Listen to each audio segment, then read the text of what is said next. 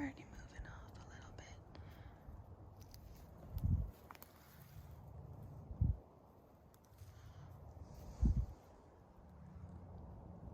This here out there. See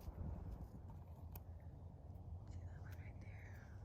walking down the road. Good morning, everybody. Welcome to an extremely chilly morning. Oh man, March, you just never know. It could be bitter like winter or warm like spring. It's sort of an in-between month for us. So anyway, I will make this a super quick video today, mostly because it's freezing cold.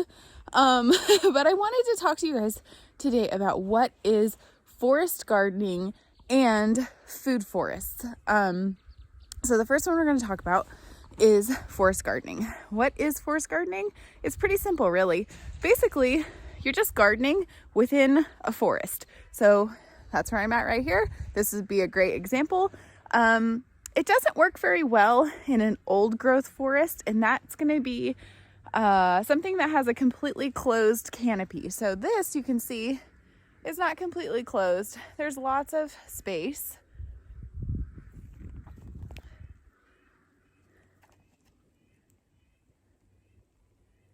Plenty of sunlight can get through. There's still pasture area all in here. So things that you can do in a forest type garden, obviously you can't just grow normal vegetables. You could somewhere if there were shady ones, but generally forest gardening is going to be something like for mushrooms or wild forage things, or you could run, like in this area, our plan is to at some point run pigs through. You can grow things like nut trees and things like that. And also, basically, you're just looking at what you have within your forest and utilizing that in a gardening way. That's very different to what a food forest is. So in this particular setting, in a forest gardening setting, you are looking at the land, you're surveying, what is there? What do I have here? What could grow well in this space? So you could, coppice these trees, cut them off at a certain level, and run goats and things through here and grow a pretty decent pasture. And that's one other version. It's also been called, it's very similar to like a silvopasture type method. But basically it's also very similar to like permaculture in the way that you are kind of looking at the land, survey the land, see what you already have going there and work with that system, rather than against that system. So that's what forest gardening is. Now we're going to go over into my food forest, which is still sleeping, and we're going to talk about what a food forest is. You guys know, if you are local to our area here in North Idaho, I have a in-person elderberry propagation class coming up on this Sunday. I think that's the 13th. Don't quote me on that. I will put that link to my website down in the description box for you. All you have to do is click that and it will take you straight to the registration page, and you guys can join us on Sunday for that class. It's a 2-hour long class.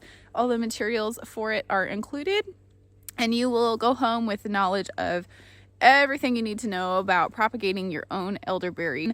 Elderberries do really great. We have them in multiple areas of our food forest, and you can also forage for them everywhere in North Idaho. In fact, I'm pretty sure they grow everywhere in North America. I would love for you guys to join us for that class. It is kept low cost so that as many people can come as possible, and I hope that you guys can join me there. So here we are over in my food forest. My food forest is not very old. It's only about 4 years old in the oldest part and 3 years old or so in the part that I'm in right now. Things do grow a little bit slower in our climate because they only have a few months of growth. before they're going dormant again.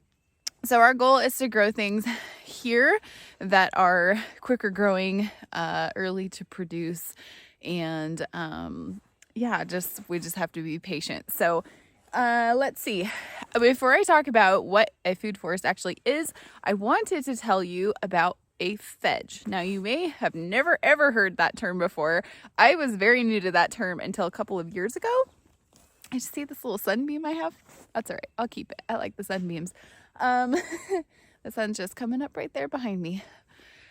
So, I was pretty excited when I found some Fedge information. Now, there's not a lot of information online, so I'm hoping to grow that, but I'm really, really experimenting with that. So right now, in this section behind me here, all along this whole alleyway here, this is the beginning of my Fedge. Now, what I have done is I've planted a whole bunch of things down this row, and it's pretty simple. You just take the word food and the word hedge and combine them and you get a Fedge, right? So it's a hedge that produces food. Now, you see these a lot in places like England where, there's hedges everywhere. And a lot of times they have berries or hawthorn or rose hips and things like that, which is great. And I love that idea. Well, here in North America, we don't really have a lot of hedges. So I'm bringing it here to my farm because I think that is a great idea. So I have multi-purpose Fedge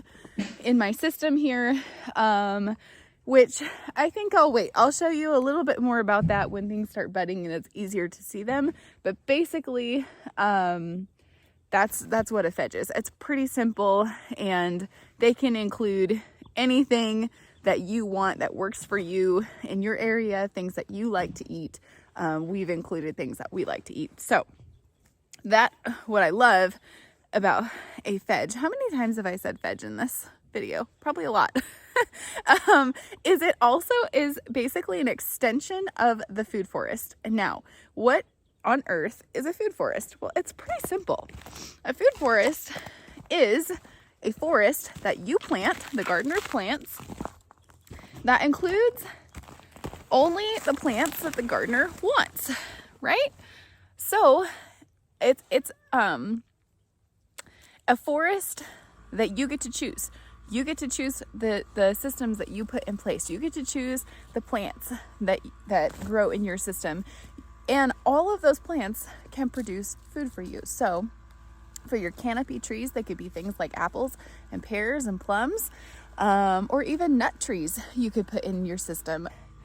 It's really hard to get things started in our area because of lots of reasons: the weather, the climate, the voles that are under the ground, and I'm going to do a video on those here coming up.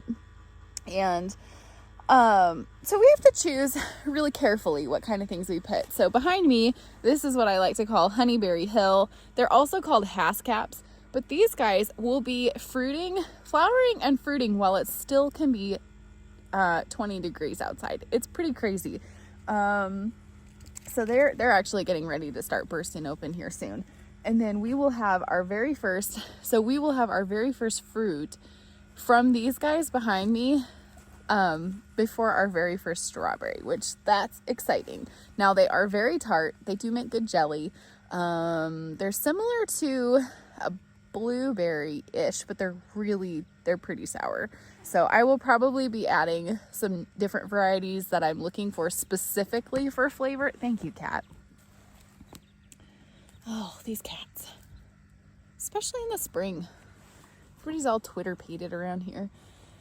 Oh, they need love. So anyway, you get to choose what things will work. It doesn't matter what climate that you do this in. It doesn't matter what climate you do this in. It can be a super tropical climate. It can be all the way down to, a subarctic climate. As long as you choose plants that fit within your growing zone, it will work just fine. So that is what we have done here. We have chosen all kinds of things, and I'm super excited to share that with you and show you as we kind of progress through the season.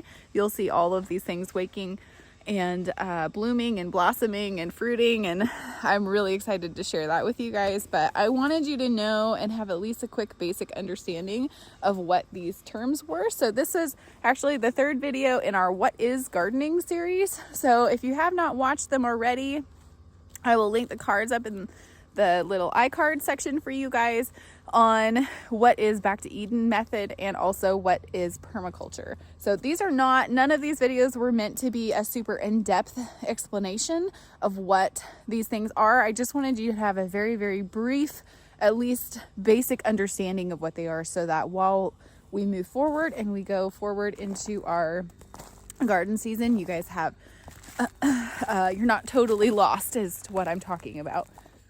Okay, you guys, I hope that you have enjoyed this quick little series this week on what is Back to Eden garden, permaculture, and food forests.